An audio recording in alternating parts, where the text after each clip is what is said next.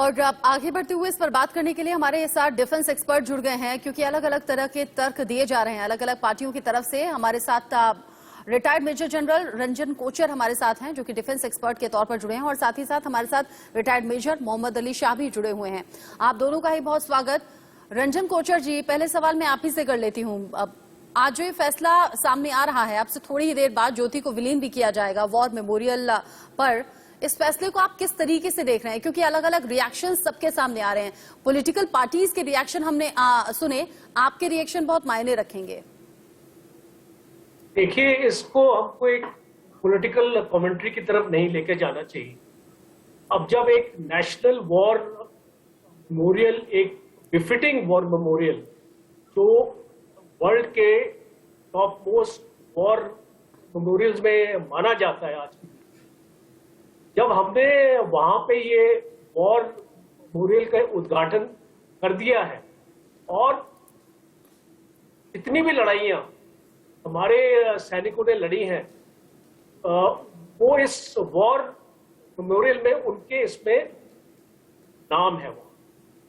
और जब आपने एक वॉर मेमोरियल एक जगह में बना दिया है, तो उसको दो जगह में बांटना एक सही चीज नहीं मानता मैं। इसीलिए गवर्नमेंट ने फैसला ये लिया है कि आप एक ही जगह वॉर मेमोरियल होगा, और वहां पे अमर जवान ज्योति भी रहेगी। और दूसरा इंपॉर्टेंट एस्पेक्ट ये है कि इसको एक्सटिंग्विश नहीं किया जाता है, ये जलती हालत में ही शिफ्ट किया जाएगा इसको। और तीसरा ये है कि जो ये इंडिया गेट पे अमर जवान ज्योति थी, ये 1972 में इसको बनाया गया था, और स्पेशली जो 1971 की लड़ाई थी, उसमें जो हमारे वीर सैनिक शहीद हुए थे, उनकी कुर्बानी के लिए और उनके सैक्रिफाइस के लिए बनी थी। और आज जब हमारे पास एक बेहतरीन वॉर मेमोरियल है, जिसमें केवल 1971 के शहीद नहीं, जितने भी हमारे लड़ाइयां हुई हैं हमारे देश की आजादी से पहले और उसके बाद में, सबके नाम उसमें है वहां पे। और इसीलिए ये जो एक फैसला गवर्नमेंट का है, बिकॉज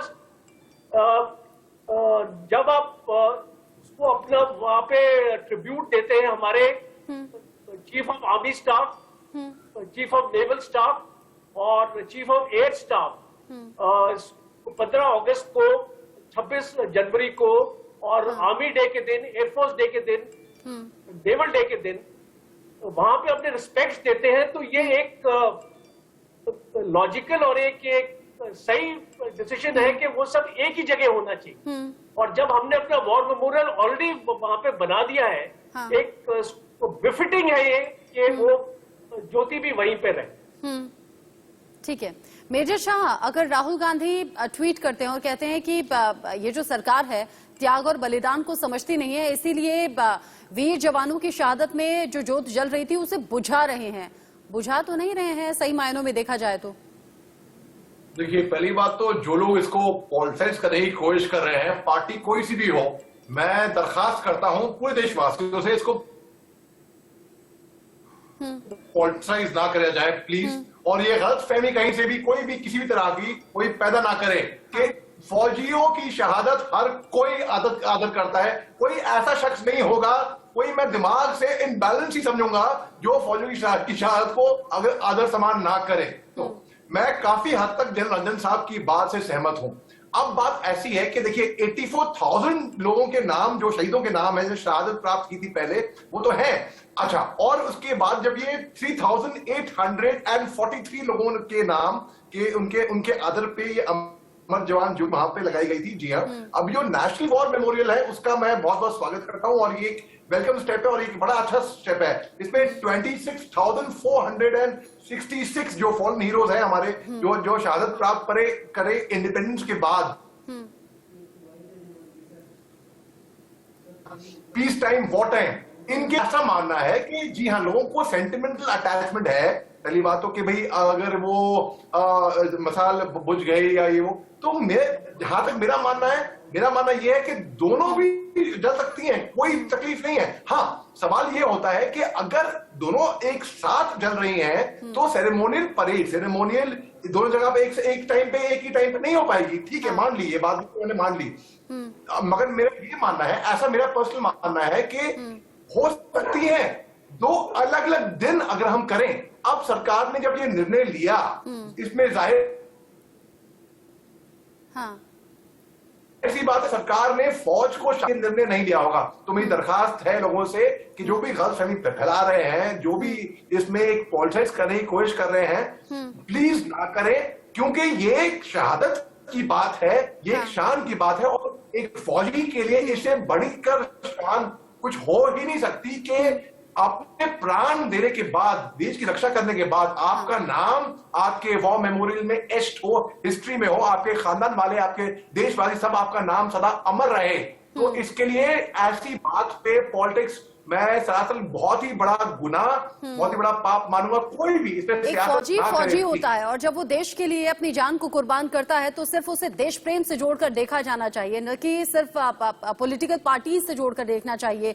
क्योंकि देश के लिए जान गंवाना कोई छोटी बात होती नहीं है। उस शहादत को हमेशा हमेशा याद रखा जाता है, न सिर्फ इस तरह जोत में बल्कि लोगों के जहन में भी एक जोत जलती है जो शहीदों को याद करते हुए हमेशा ताजा रहती है।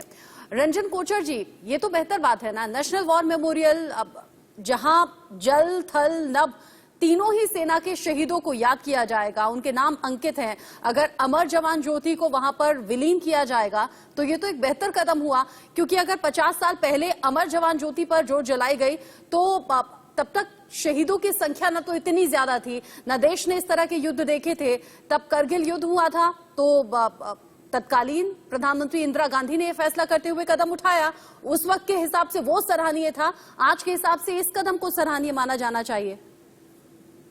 देखिए, ये जो लोगों को एक्चुअली समझना चाहिए कि पहले हमारे पास कोई नेशनल वॉर मेमोरियल नहीं था और इसीलिए इंडिया गेट के ऊपर ये अमर जवान ज्योति और एक मेमोरियल स्ट्रक्चर हमने बनाया था 1971 वॉर के बाद। और जब आज हमारे पास एक नेशनल वॉर मेमोरियल आ चुका है और ये इंडियन आर्म्ड फोर्सेस की बहुत सालों से मांग थी, 2 डिकेड से हम मांग रहे थे ये वॉर मेमोरियल को, और इस गवर्नमेंट ने इस मांग को पूरा किया और इसको नजरअंजाम किया।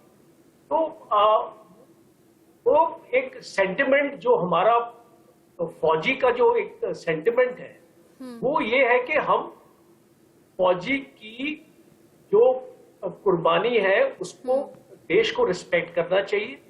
और एक ऐसी उसको एक स्थान देना चाहिए जहां पे लोग एक अपने मान के साथ और अपने फख्र के साथ जा सकते हैं, अपने फैमिलीज को ले जा सकते हैं, अपने बच्चों को ले जा सकते हैं और उनको बता सकते हैं, मोटिवेट कर सकते हैं। और इसीलिए ये वॉर मेमोरियल खड़ा किया गया।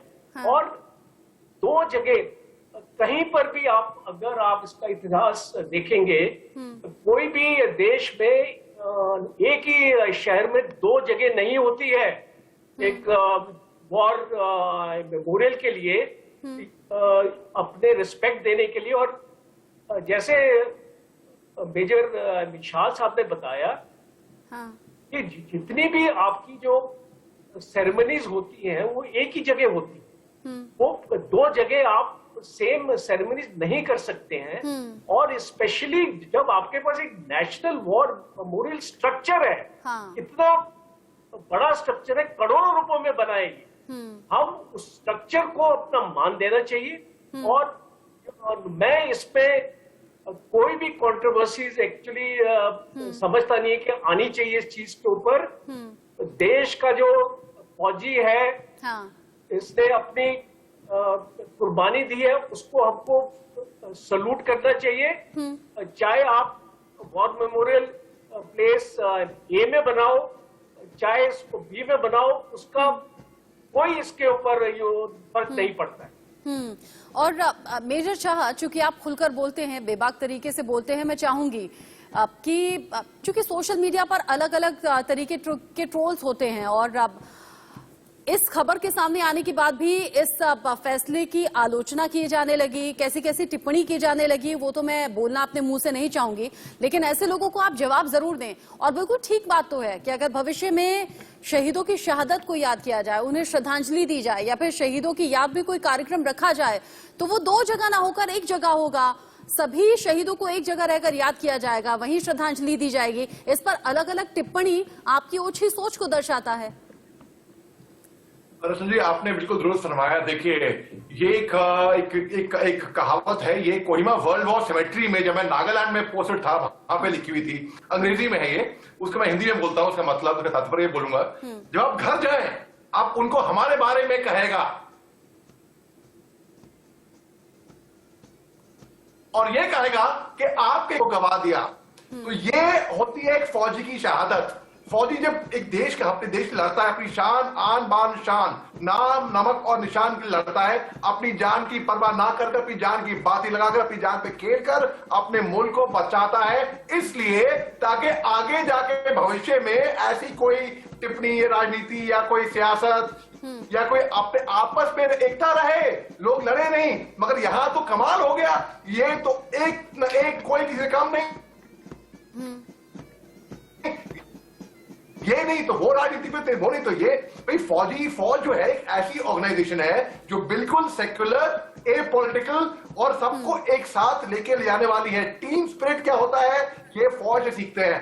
अब जब फौज की शहादत हो जाती है, जब फौज के, अक्सर हमने देखा होगा कि भाई राष्ट्र के 26 जनवरी आने वाला है, हम देखेंगे कि भाई गैलेंट्री अवार्ड राष्ट्रपति देंगे, गैलेंट्री अवार्ड विनर्स फौजी विधवाओं को, उनके माँ बाप या कोई और उनके ब्याह पे लेने आएगा, जो मरणोपरांत, जो हमारे बीच में नहीं होंगे। अब सोचिए उन पे क्या गुजरी होगी जब वो लोग देखते हैं, जब वो नेशनल वॉर मेमोरियल में या कहीं पे भी अपने घर वालों, अपने बेटे भाई का नाम देखेंगे, वहां पे उनको भी फक्र महसूस होगा, हमको फक्र महसूस होगा। हालांकि उन नाम को हम जानते भी नहीं होंगे, लेकिन हम जब वो नाम पढ़ते हैं हमारे खुद के रोंगटे खड़े हो जाते हैं। अब जब आप देखिए कोई से भी लोग, जैसे आपने नाम लेना उचित नहीं है, लेकिन जब लोग आके इसी बात को लेकर एक सियासत खेलने लगते हैं, मेरे को बहुत शर्म आती है कि भाई क्या यही चीज है जहां पे जनरल रंजन कोचर साहब, मैं और हम जैसे अक्सर बहुत फौजियों ने अपनी जान जोखिम में लगाई थी। क्या यही राजनीति देखने के लिए कि लोग आके राजनीति करेंगे इसके ऊपर और इस मौके को फायदा उठा के एक जैसे मछली की बेट होती है उस तरह की खेल।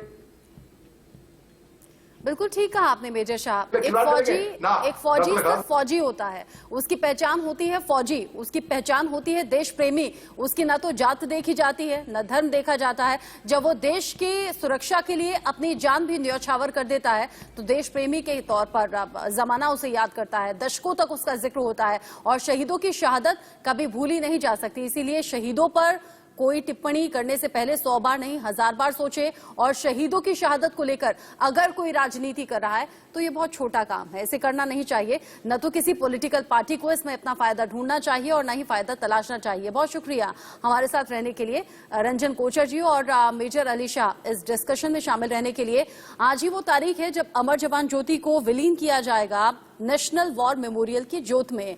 अब पता जरूर बदल गया है, लेकिन अब एक छत के नीचे जब जल थल नभ सभी सेना के जवानों को शहादत दी जाएगी, श्रद्धांजलि दी जाएगी, तो ये ऐतिहासिक कदम होगा। इसे अप्रिशिएट करना चाहिए, पॉजिटिव वे में लेना चाहिए, न कि इस पर राजनीति होनी चाहिए। वक्त छोटे से ब्रेक का।